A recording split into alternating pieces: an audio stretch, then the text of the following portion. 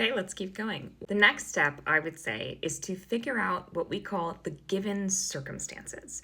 So these are past, present, future events, any context that affects the reality of the scene you're currently performing. This is information we're typically going to get from the wider script, but if you're only given a selection of the script, you can still usually infer a decent amount of the given circumstances from the amount of text that you have. For instance, in this scene, important information we can glean from the amount of text that we have here is Danny and Max are siblings.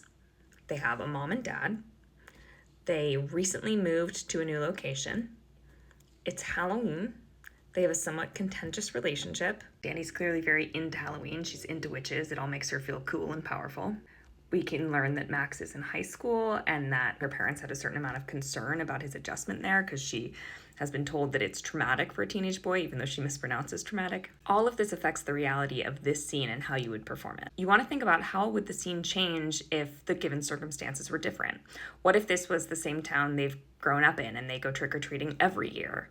And suddenly Max is mixing it up.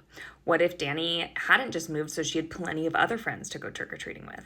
Did their mom and dad actually say that Max had to take her trick-or-treating, or is she making that up? That's very different context for this scene, right? And in this scene, the given circumstances are relatively simple and straightforward. But sometimes you'll get a scene, and what if you miss a given circumstance, like this is actually in a post-apocalyptic world, even if it's just a scene where two people are having breakfast.